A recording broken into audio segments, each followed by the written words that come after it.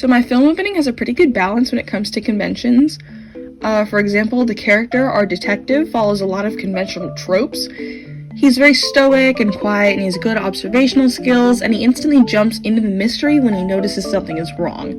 However, the plot and the film and the feel of the film don't have this. So while mystery movies tend to be very dark, both in content, depicting death and crime, and in its look being very gloomy and shadowed, my film is visually very bright and colorful and pretty lighthearted, with the mystery being the disappearance of a silly little cat.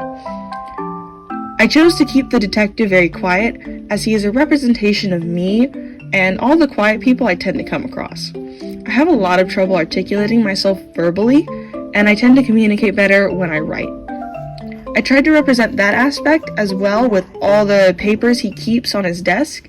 It's a small detail, but it adds to the character and helps to explain his silence. Contrary to the title I've given him, the detective isn't really a detective. In fact, he's unemployed and impoverished. His clothes are too small or too big, his jewelry is fake, and his watch is broken.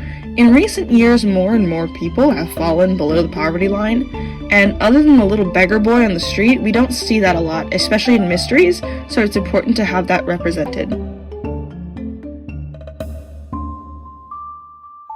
So if it were real, my film clip would be accessible to many audiences. It would be distributed directly to YouTube and other free viewing platforms, so people without that extra income would have something to watch without having to pay. So many turn to piracy just because paying for extra things like that could put them in financial jeopardy. If it were to be a full-fledged film, it would display a wider range of characters with diverse backgrounds and disabilities. It would also feature subtitles and voiceovers in a variety of languages, audio description, and compatibility with accessibility apps for the visually impaired. My film will never really reach audiences if audiences can't reach it. So I've always loved filming and film projects, but I've never sat down and created something start to finish. This project has helped me actually complete something, and that's a really great feeling.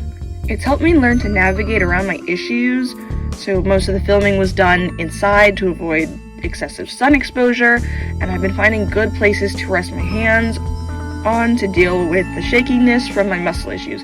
My editing has improved quite a bit, from the use of filters to creating new sound effects. My film sounds and looks better than any of my previous projects.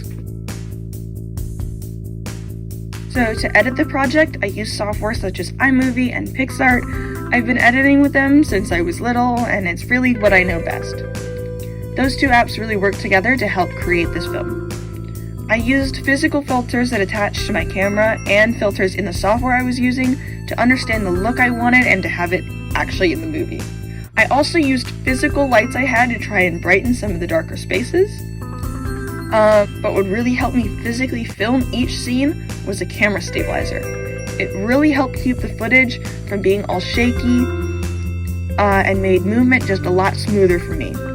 I really relied a lot on the internet as well. I watched quite a few making of videos for my favorite music videos, and I tried to pay attention to how the cameraman moved and how things were done on set.